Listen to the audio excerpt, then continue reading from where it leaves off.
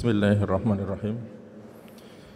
Assalamualaikum warahmatullahi wabarakatuh.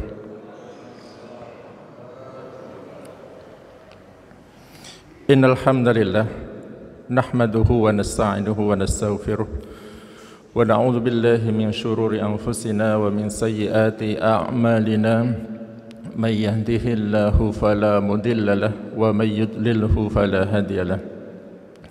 Ashhadu an la ilaha illallah wahdahu la syarika lah wa ashhadu anna Muhammadan abduhu wa rasuluhu la nabiyya ba'dah.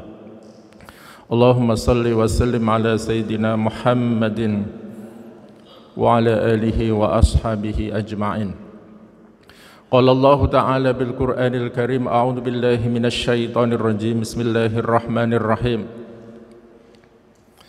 Kuntum khaira ummatin ukhrijat linnas ta'muruna bil ma'rufi wa tanhauna 'anil munkari wa tu'minuna billah. Ila akhir ayat. Shadaqallahul azim. Bapak-bapak, ibu-ibu jamaah salat subuh Masjid Al-Fajar yang sama-sama mengharapkan ridha Allah SWT.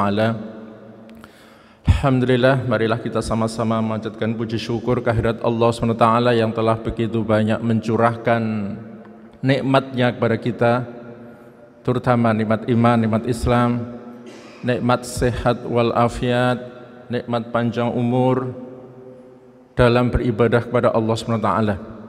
Sehingga alhamdulillah pada kesempatan pagi ini Allah SWT memberikan kekuatan lahir dan batin kepada kita untuk dapat hadir di tempat ini, Masjid Al-Fajar yang kita cintai, dalam rangka melaksanakan sholat subuh berjamaah. Dan kita lanjutkan dengan sama-sama kita memperpanjang iktikaf sampai waktu syuruk, sambil kita isi dengan mengkaji ayat-ayat Allah yang mulia dalam Al-Quran. Mudah-mudahan Allah SWT berkenan menerima seluruh amal soleh kita, amin ya rabbal alamin. Dan tetap saya mengingatkan kepada kita semua untuk kita tetap menjaga protokol kesehatan sebagai ikhtiar manusiawi kita untuk mencegah penyebaran virus COVID-19. Di samping kita juga harus banyak berdoa kepada Allah SWT agar kita semua dihindarkan dari wabah ini. Salah satu doa yang diajarkan Rasulullah, dan ini sudah sering kita baca, Bismillahilladzi la yadurru ma'asmihi syai'un fil ardi wala fis sama' wa huwas sami'ul alim. Ini bisa dibaca di pagi hari 3 kali, sore hari 3 kali. Maka Allah menjanjikan melalui sabda Rasulullah SAW, Allah akan menjaga kita dari segala macam bahaya. Dan tentu kita berdoa kepada Allah SWT, kepada saudara-saudara kita, rekan kita, atau mungkin ada keluarga kita yang Allah uji dengan sakit atau terpapar virus corona ini. Mudah-mudahan Allah berikan kesabaran, dan mudah-mudahan sakitnya ini merupakan wasilah Allah SWT untuk menyembuhkan, untuk menghapus dosa dan kesalahannya. Dan beberapa hari ini kita dengar jamaah kita, warga kita yang wafat karena virus corona. Maka kita berharap agar Allah SWT memberikan janjinya sebagaimana yang disabdakan oleh Rasulullah SAW dalam hadisnya, bahwa ada beberapa kriteria seseorang dikatakan mati syahid. Salah satunya adalah mati karena wabah, kemudian karena sakit perut, karena tenggelam, karena berperang di jalan Allah, berjuang di jalan Allah. Nah, ini salah satunya adalah wabah. Sehingga mudah-mudahan rekan-rekan kita yang, atau jamaah kita, saudara kita yang wafat karena wabah ini, Allah SWT masukkan sebagai kategori mati syahid, insyaallah, amin ya rabbal alamin. Dan kemarin di malam Jumat itu ada suami istri yang meninggal karena COVID, walaupun ada komorbid ya, ada penyakit bawaan. Di tetangga saya dulu di Cibitung, itu satu RT, suami istri meninggal di malam Jumat karena itu, sampai viral kemana-mana. Jadi mudah-mudahan seperti itu, tetap kita ikhtiar manusiawi ya. Termasuk barangkali kalau ada penawaran vaksin, silahkan ambil. Walaupun ini ada yang tidak setuju, tetapi saya menganjurkan karena ini adalah bagian dari ikhtiar kita.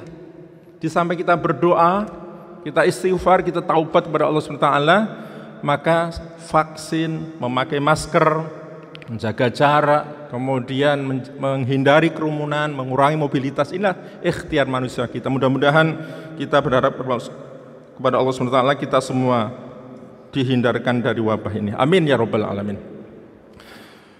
Bapak Ibu sekalian, pada kesempatan pagi ini saya ingin menyampaikan sebuah materi dengan judul Fadhailud Da'wah, keutamaan dakwah. Ada sebuah ungkapan yang disampaikan oleh seorang ulama di Mesir itu, nahnu du'at qabla kulli syai'.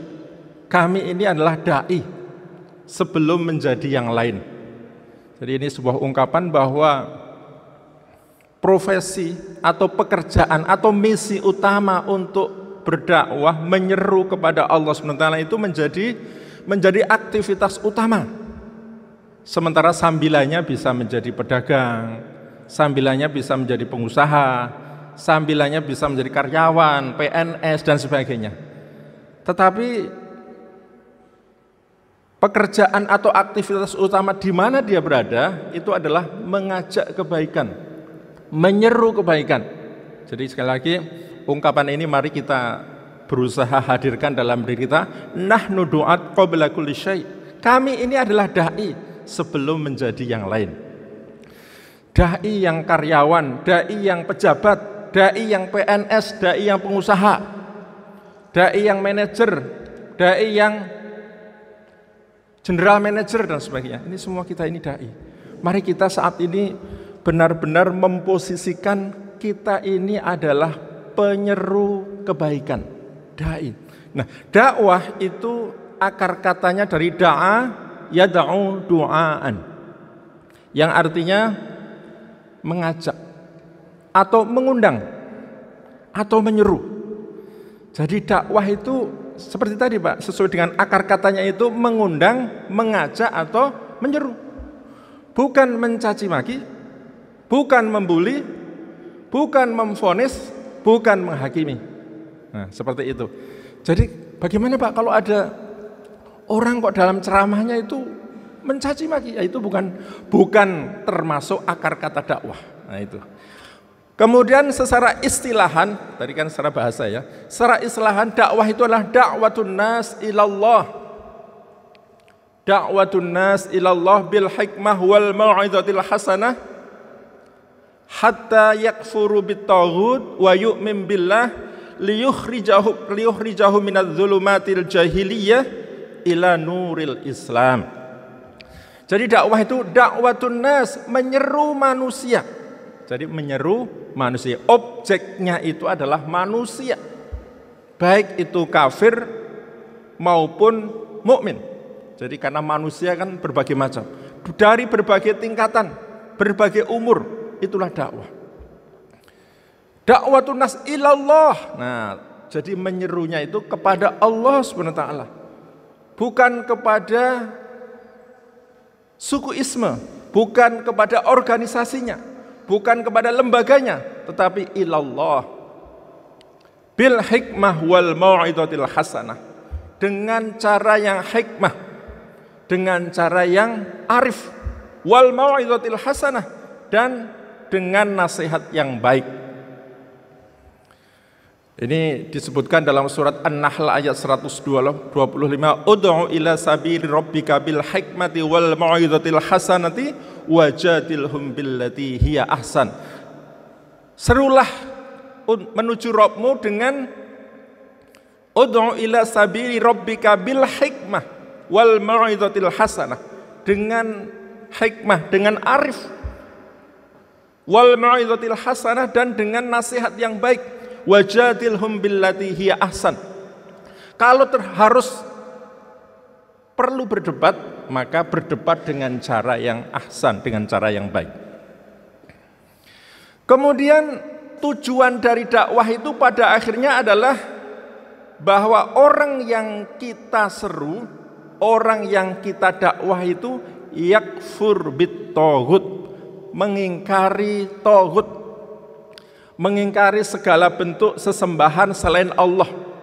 Wa yu'min billah, dan kemudian beriman kepada Allah Subhanahu wa taala. Perhatikan ungkapan ini kita temukan dalam surat Al-Baqarah ayat 257. Ya, 257. Kalau 255 kan ayat kursi ya Pak ya. 256-nya la ikraha fiddin. Nah, 257 itu Allahu waliyul ladzina amanu yukhrijuhum minadh-dhulumati ilan nur. Walladzina kafaru awliya'uhumut taghut yukhrijunahum minan nuri ilal dhulumat. Ulaika ashabun narihum fiha khalidun. Allah adalah menjadi pelindung bagi orang yang beriman yang mengeluarkan dari kegelapan menuju cahaya. Sementara orang-orang kafir pelindungnya adalah taghut yang mengeluarkan dari cahaya menuju kegelapan.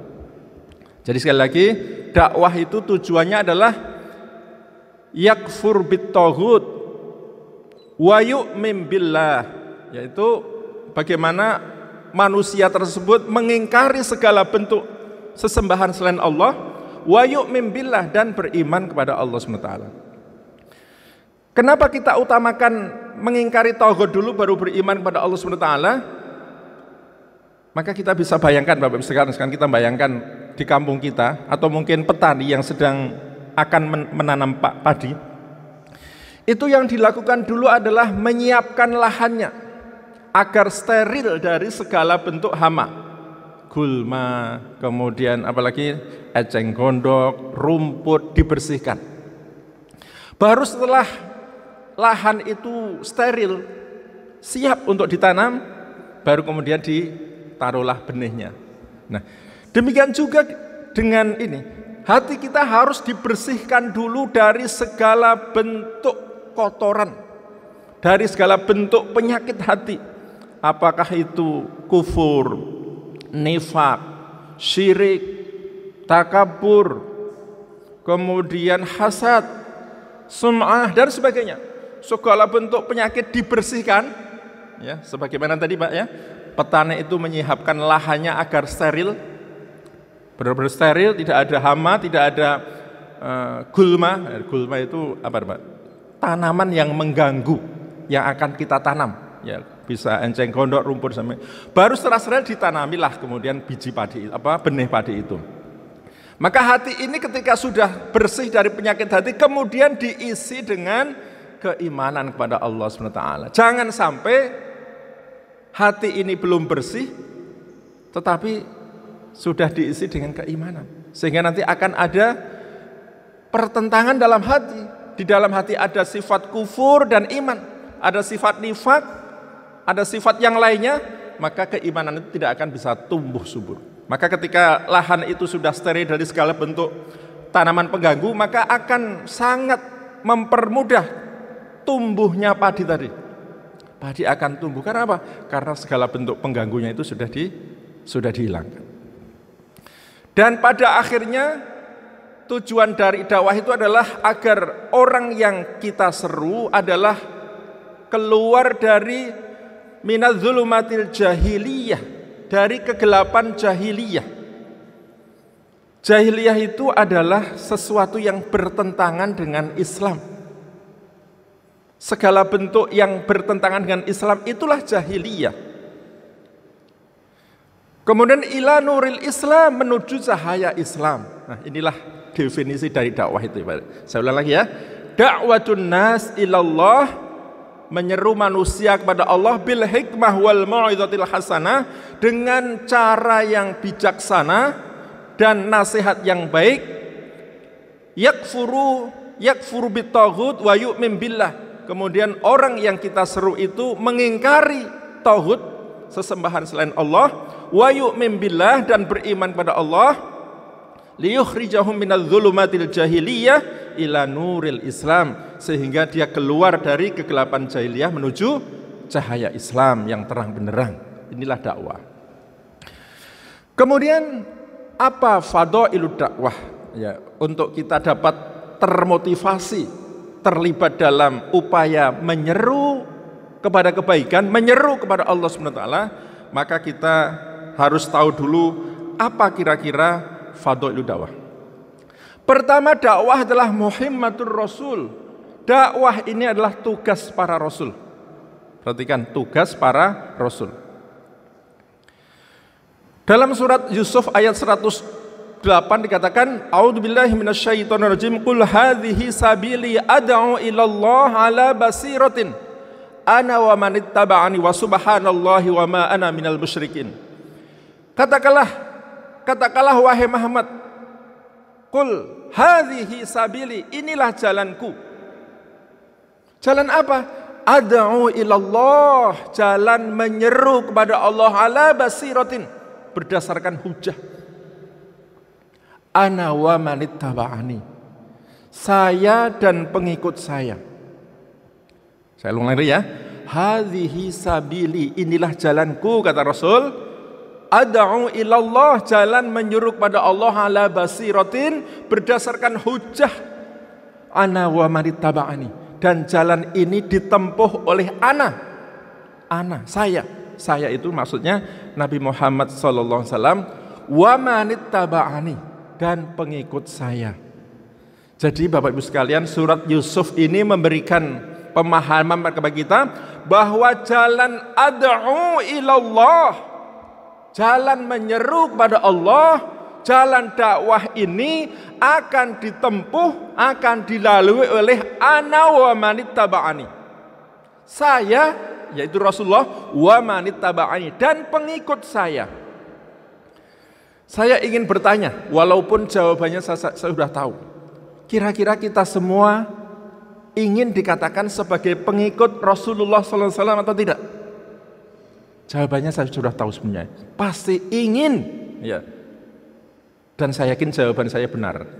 Saya udah jawab, bertanya, jawab sendiri, menilai sendiri. Nah, ini nggak apa-apa ya, diborong. Maka Bapak Ibu sekalian, surat Yusuf memberikan pemahaman ketika kita ingin dikatakan sebagai pengikut Rasulullah, maka tidak ada jalan lain kecuali kita menempuh jalan yang ditunjukkan oleh Allah. Hadhihi sabili ad'u ilallah, jalan untuk menyeru kepada Allah Subhanahu wa ta'ala. Ini poin pertama. Maka sekarang ketika Rasul itu sudah wafat, sudah tidak ada, sudah dipanggil oleh Allah SWT, maka inilah warisan dari Rasulullah SAW, warisan dari tugas para nabi dan rasul. Kira-kira kalau seseorang itu Pak ya, mendapat warisan itu suka atau tidak Pak? Pada umumnya suka Pak, kecuali warisan utang. Kalau warisan utang nggak suka ini. Tapi pada umumnya warisan harta yang dia bermanfaat untuk dirinya, pasti dia semua akan suka, senang. Bahkan kalau kita lihat sampai ada yang ribut, ya akan ribut, naudzubillah. Demikian juga dakwah ini adalah sebuah warisan yang akan dapat membawa kemaslahatan dunia dan akhirat. Maka sebagai pengikut Rasulullah SAW, maka kita harus senang untuk bisa, senang untuk menerima warisan ini dalam rangka untuk meneruskan tugas Rasulullah, yaitu untuk berdakwah. Qala rabbi inni da'autu qaumi lailaw wa nahara, misalnya ini dalam surat Nuh ya. Bagaimana Nuh itu menjelaskan, ya Allah, sesungguhnya aku telah berdakwah untuk kaumku ini siang dan malam. Bahkan dikisahkan sampai 950 tahun Nabi Nuh ini berdakwah dan hanya memberi dan umatnya yang mendapatkan, yang beriman itu hanya sedikit sekali. Kemudian keutamaan yang kedua adalah an-najatu minal azab. Dakwah ini adalah sarana untuk menghindarkan kita dari azab Allah SWT. Ini ada sebuah kisah Bapak Ibu sekalian yang Allah angkat dalam surat Al-A'raf ayat 163 sampai 165. Was'alhum 'anil qaryatil lati kanat hadiratal bahr idh ya'duna fis sabti idh ta'tihim hitanuhum yauma sabtihim syurra'aw wa yauma la ta'tihim kadzalika nabluhum bima kanu yafsukun. Nah, di ayat 163 ini Allah mengkisahkan ada sebuah kampung Bani Israel, yaitu kaum Ailah, di kota Ailah ya. hadiratal bahr, kampung itu di pinggir pantai Laut Merah. Namanya di kota Ailah antara di antara Madian dan Bukit Tur. Ya. Intinya bahwa Allah Subhanahu wa taala memerintahkan kaum ini untuk menjadikan Jumat ini menjadi hari besar. Tetapi kaum ini menolak dan memilih hari Sabtu, hari Sabat. Maka kemudian Allah menguji dengan memerintahkan untuk tidak boleh bekerja di hari Sabtu dan menjadikan hari Sabtu ini sebagai hari khusus untuk beribadah kepada Allah Subhanahu wa taala. Maka bentuk ujian Allah, ya, karena pinggir pantai Bapak Ibu sekalian, maka sebagian besar penduduknya adalah nelayan. Maka ujian dari Allah itu ketika hari Sabtu ikan-ikan itu muncul.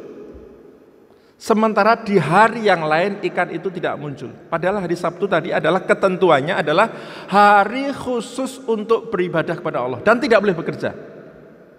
Maka ada sekelompok kaum di kampung tersebut melakukan pelanggaran.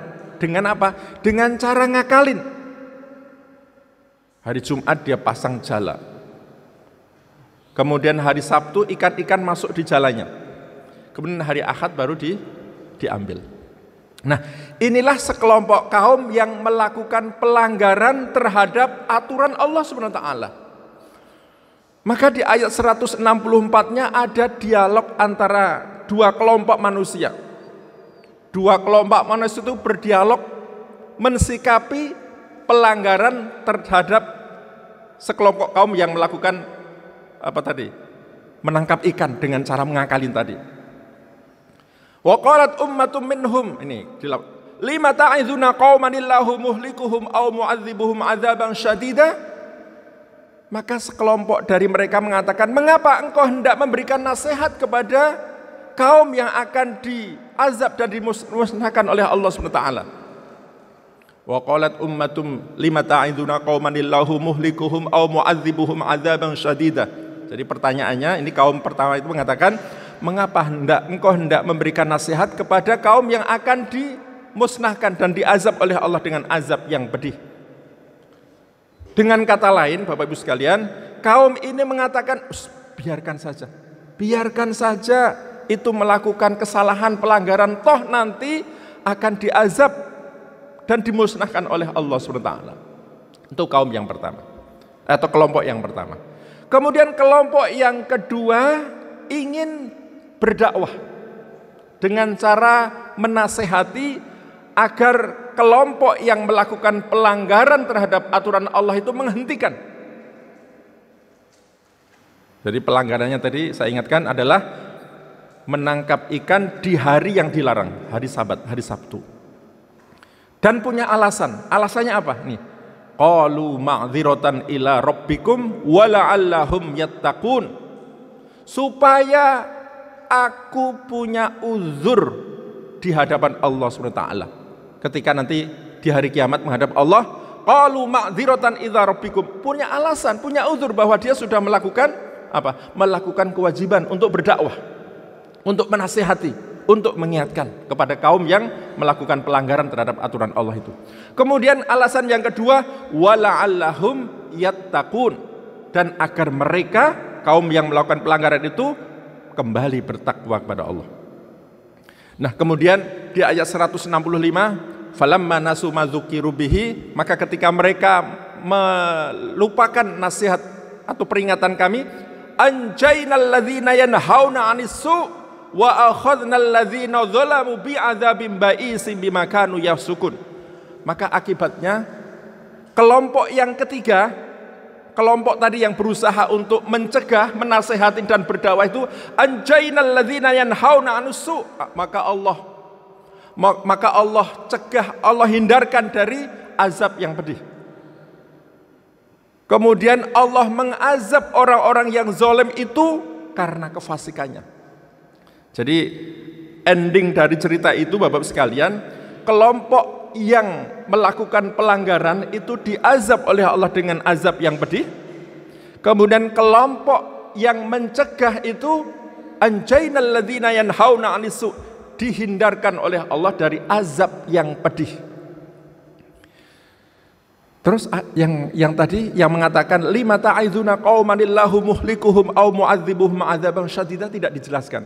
Kaum yang mengatakan biarin aja, itu tidak dijelaskan dalam ayat ini. Tetapi mari kita perhatikan penjelasan Allah dalam surat Al-Anfal ayat 25. Wattaqu fitnatal ladzina dzalamu minkum khassah wa'lamu annallaha syadidul iqab. Dan takutlah kamu kepada sebuah azab yang tidak khusus menimpa orang-orang yang berbuat zalim di antara kamu. Jadi perhatikan Bapak-Ibu sekalian, azab itu tidak khusus menimpa orang-orang yang berbuat zalim kalau seandainya Allah turunkan pada sebuah wilayah, sebuah negeri. Tetapi orang lain pun akan terkena azab. Maka bisa jadi orang yang mendiamkan terjadinya pelanggaran aturan Allah, mendiamkan terjadinya kemaksiatan, dosa di suatu wilayah, ketika Allah menurunkan azab karena kemaksiatan dan dosa tersebut, maka semuanya akan terkena. Ini perintah Allah. Wattaqu fitnatal la tusibannal ladzina dzalamu minkum khassah wa'lamu annallaha syadidul iqab. Sekali lagi, dan takutlah kamu kepada sebuah fitnah, sebuah azab yang tidak khusus menimpa orang-orang yang berbuat zalim di antara kamu. Jadi sekali lagi, inilah perlunya kita berdakwah Bapak-Ibu sekalian. Agar apa? Agar kita ini terhindar dari azab Allah Subhanahu wa ta'ala. Tadi perhatikan, nanti dibuka lagi Bapak-Ibu sekalian. Kisahnya bisa diangkat oleh Allah tadi dalam surat Al-A'raf ayat 163, 164 dan 165. Kemudian fadhailu dakwah selanjutnya adalah bahwa dakwah itu adalah at-thariq ila khairi ummah, yaitu jalan menuju sebutan atau gelar khairu ummah. Dan inilah yang disebutkan oleh Allah SWT dalam surat Al-Imran ayat 110. A'udzu billahi minasyaitonir rajim. Kuntum khaira ummatin ukhrijat lin-nasi ta'muruna bil ma'ruf wa tanhauna 'anil munkar wa tu'minuna billah. Ila akhir ayat. Kalian, kita semua, kita semua itu sudah diberikan sebutan khaira ummah, umat yang terbaik. Ukhrijat linnas, yang dilahirkan untuk manusia. Allah SWT, Bapak-Ibu sekalian, sebutan ini sesungguhnya untuk gelar para sahabat dulu. Tetapi sebutan itu akan diberikan oleh Allah kepada siapapun, kepada kaum manapun yang memenuhi kualifikasi yang disebutkan dalam ayat ini. Soalan lagi, kuntum khaira ummah ukhrijat linnas, kalian adalah umat terbaik yang dilahirkan untuk manusia dengan syarat 3. Ta'muruna bil ma'ruf, kalian senantiasa mengajak kepada kebaikan, wa tanhauna 'anil munkar, dan mencegah kepada kemungkaran, wa tu'minuna billah, dan tetap beriman kepada Allah SWT. Mari Bapak-Ibu sekalian, kriteria ini kita hadirkan menjadi kriteria kita, yaitu mengajak kebaikan, mencegah kemungkaran, dan tetap beriman kepada Allah Subhanahu wa ta'ala. Bahkan Bapak-Ibu sekalian, menjadi ciri orang yang beriman, menjadi ciri orang yang beriman, At-Taubah 71 mengatakan, wal mu'minuna wal mu'minatu ba'duhum awliya'u ba'd, ya'muruna bil ma'ruf wa yanhauna 'anil munkar wa yuqimuna sholata wa yutuna zakah wa yuti'una Allah wa rasulah, ulaika yarhamuhumullah innallaha azizun hakim. Dan mukmin laki-laki dan mukmin perempuan, sebagian mereka adalah menjadi penolong bagi sebagian yang lain. Ya, jadi ba'duhum awliya'u ba'd, menjadi penolong bagi sebagian yang lain. Mereka senantiasa mengajak kebaikan dan mencegah kemungkaran. Mereka mendirikan sholat, mereka menunaikan zakat, mereka taat Allah dan Rasulnya. Ulaika yarhamuhumullah, merekalah orang-orang yang mendapatkan rahmat dari Allah SWT. Luar biasa Bapak sekalian.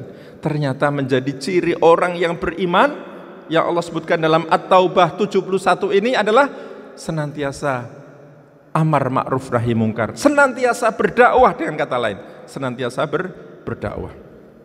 Bahkan untuk melengkapi ayat ini, Allah juga berfirman dalam surat Ali Imran ayat 104, wal takum minkum ummatun yad'una ilal khair wa ya'muruna bil ma'ruf wa yanhauna 'anil munkar wa ulaika humul muflihun. Dan hendaklah ada di antara kamu segolongan umat yang menyeru kepada yang ma'ruf, mengajak kepada kebaikan, mencegah kemungkaran, wa ulaika humul muflihun, dan merekalah orang-orang yang mendapatkan keberuntungan.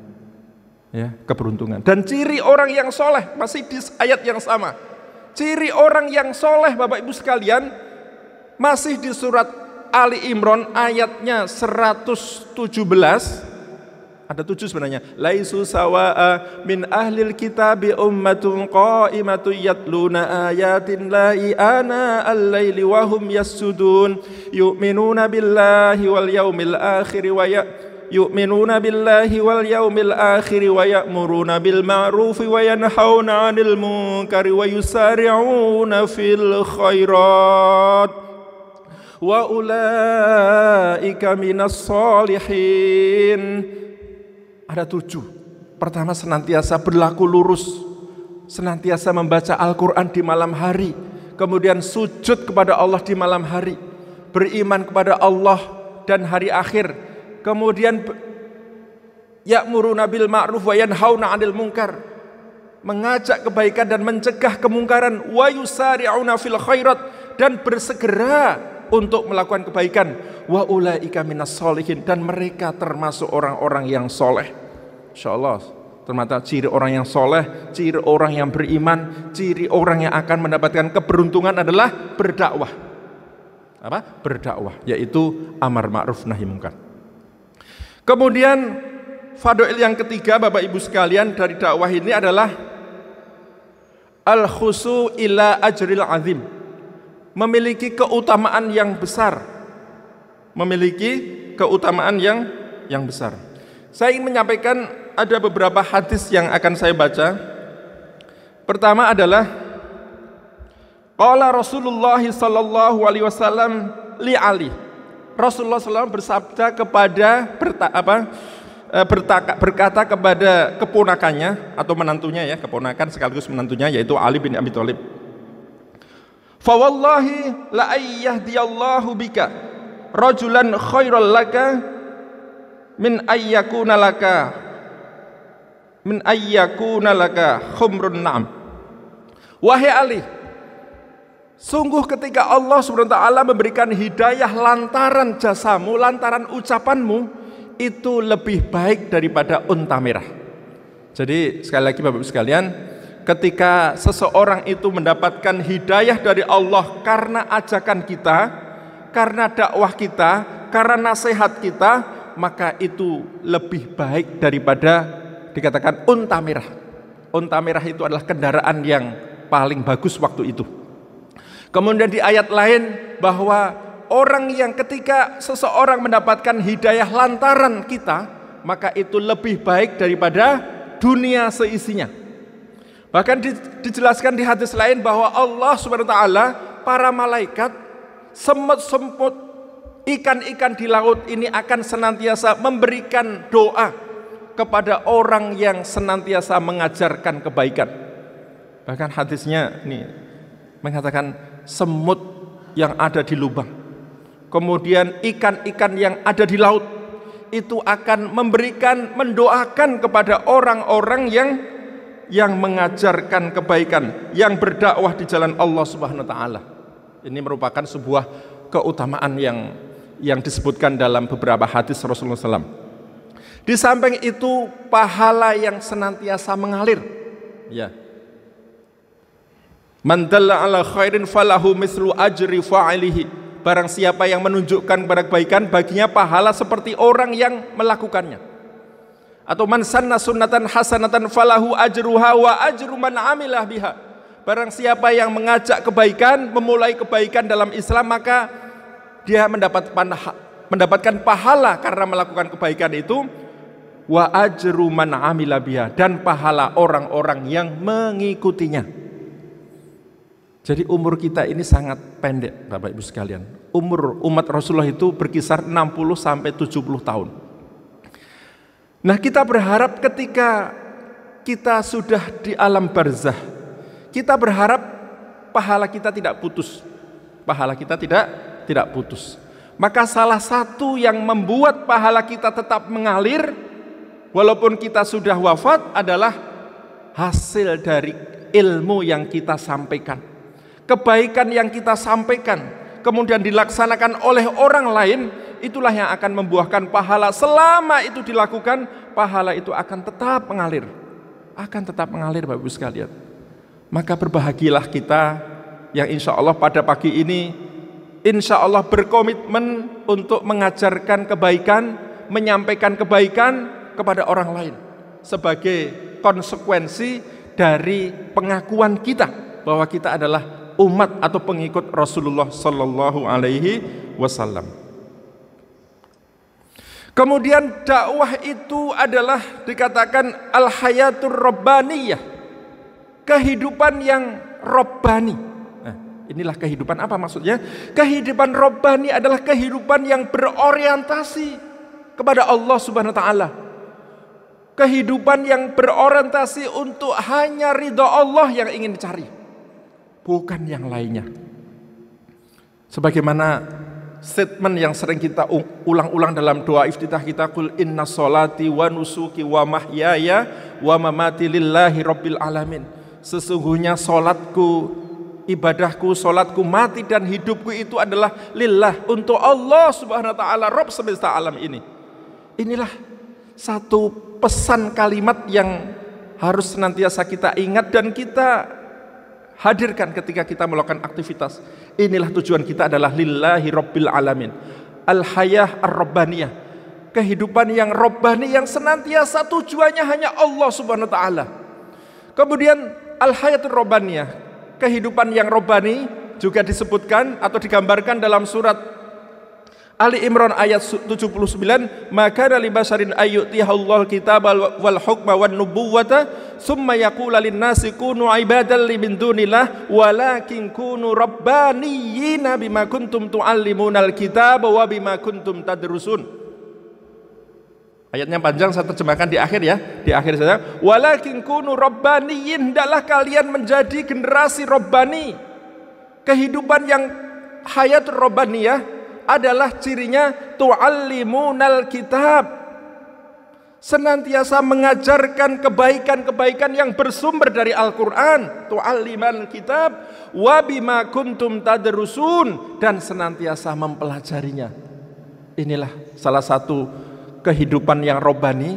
Aktivitasnya Bapak Ibu sekalian disebutkan di akhir dari surat Ali Imran 79 inilah tu'allimunal kitab, dia senantiasa mengajarkan Al-Quran, mengajarkan kebaikan-kebaikan yang bersumber dari Al-Quran, wa bima kuntum tadrusun, dan dia senantiasa mempelajarinya. Saat ini Bapak Ibu sekalian kita sama-sama mengkaji, sama-sama mempelajari. Maka pada kesempatan yang lain kita pun tu'allimunal kitab, mengajarkan apa yang kita pelajari ini kepada orang lain. Nanti kita akan bahas di akhir kepada siapa dan melalui apa kita berdakwah. Jadi ini Bapak Ibu sekalian beberapa fadhailud dakwah.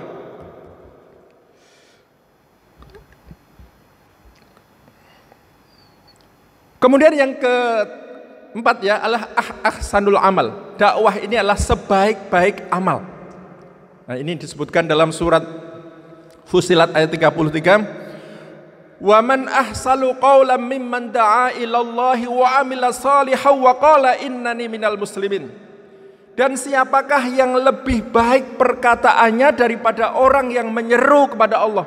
Saya ulang lagi.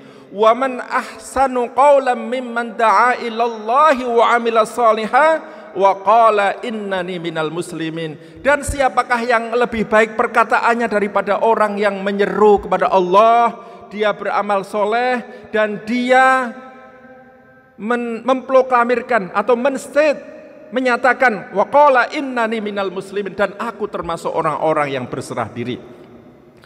Kata-kata ahsanu qaulan, perkataan terbaik. Bapak Ibu sekalian, kita ini banyak dalam hari-hari kita banyak memproduksi kata-kata, baik kata-kata candaan maupun kata-kata obrolan biasa sampai kata-kata yang penting. Tetapi Allah SWT mengatakan ahsanu qaulan, ya, perkataan yang terbaik itu adalah ketika perkataan itu mengandung muatan dakwah, mengandung muatan bahwa perkataan kita itu menyeru kepada Allah SWT, menganjurkan untuk beramal soleh dan memproklamirkan diri kita, menyatakan diri kita bahwa kita ini adalah orang yang berserah diri, seorang muslim. Itulah dikatakan ahsanu qaulan. Kenapa dakwah dikatakan amal yang terbaik? Karena dakwah ini adalah upaya untuk menghadirkan kebaikan dalam diri kita maupun dalam masyarakat kita. Maka inilah kenapa dikatakan ahsanu qaulan, berusaha memelihara potensi kebaikan dan berusaha untuk mengaplikasikan kebaikan dalam diri kita dan masyarakat kita. Maka sarana kita berdakwah itu Bapak Ibu sekalian bisa melalui lisan kita, bisa melalui ucapan kita yang kita sampaikan baik di khalayak umum seperti ceramah atau melalui obrolan kita, melalui obrolan dengan teman kita. Makanya bagaimana kita ketika kita berangkat kerja, ada satu misi bahwa ketika di kantor ini atau di pabrik ini saya akan menyeru kebaikan, mengajak kebaikan. Misalnya apa? Zuhur Allahu Akbar muadzin. Kita suruh ayo kita sholat. Ayo kita sholat. Di perjalanan kita ketemu pos satpam, ayo sholat. Itu adalah bagian dari dakwah. Ketemu orang, ayo kita ajak sholat. Contoh saja itu Pak. Contoh itu bagian dari dakwah. Kemudian dakwah bisa melalui tulisan. Sebagaimana Rasulullah atau Nabi Sulaiman dulu berdakwah kepada Ratu Bilqis melalui surat. Atau Rasulullah mengirim surat kepada raja-raja yang belum masuk Islam waktu itu, yang muatannya adalah untuk beriman kepada Allah. Dan saat ini, atau mungkin melalui mading, dan saat ini yang sangat mendukung adalah melalui medsos. Jadi silakan kalau ada punya grup WA itu, salah satunya bisa dimanfaatkan untuk berdakwah dengan mengirim konten-konten kebaikan di dalamnya. Ya, sekali lagi ini peluang Bapak Ibu sekalian. Dulu di grup pengurus DKM itu ada yang masih rutin misalnya menyampaikan untaian hadis Rasulullah atau ayat-ayat Al-Quran, tentu terjemahannya misalnya diungkap dalam. Tapi sekarang ini jarang saya baca ada yang seperti itu, kecuali Ustadz Mulyana ini sering menyampaikan materi-materi dakwah di sana. Sementara kita belum. Nah, padahal ini adalah kesempatan kita Bapak Ibu sekalian. Kesempatan kita berdakwah melalui jari. Kemudian dakwah juga bisa melalui lembaga DKM. Ini adalah. Kemudian bisa melalui yayasan. Juga bisa melalui sekolah. Bisa melalui partai, bisa melalui lembaga-lembaga. Dan dakwah itu harusnya sudah menyasar masyarakat, pemerintahan, pemimpin. Maka saya kadang-kadang disarankan oleh rekan kita, Pak Mufti kok masih di pemerintahan, keluar saja, karena dengan berbagai alasan. Saya sampaikan bahwa saya di pemerintahan, ketika saya di kantor saya bisa berdakwah. Misal ketika rapat dinas itu, pimpinan saya mengatakan saya dengerin. Yang namanya pimpinan memberikan arahan. Tapi ketika Jumatan saya di khotib, pimpinan saya itu mendengar apapun yang saya sampaikan dan tidak pernah protes. Ya kalau protes Jumatannya batal, maksudnya begitu Pak ya. Nah ini satu contoh saja. Saya bisa berdakwah di kantor saya, makanya saya tidak mau keluar. Nah begitu salah satu alasannya. Jadi termasuk pemimpin kita juga perlu dakwah. Siapa yang efektif untuk memberikan nasihat kepada pemimpin kita adalah anggota dewan atau tokoh politik. Maka bentuk dakwah kita adalah bagaimana sebanyak mungkin para dai, itu hadir menjadi anggota dewan. Walaupun saya menghormati di antara kita ada yang mengharamkan demokrasi, tetapi saya termasuk orang yang setuju agar dakwah itu sampai di semua level, dari masyarakat sampai level kenegaraan, dan itu semua perlu sentuhan dakwah. Baik Bapak Ibu sekalian, barangkali itu saja yang saya sampaikan. Mudah-mudahan kita semua melalui nasihat yang saya tujukan untuk diri saya dan kita semua ini, kita berkomitmen untuk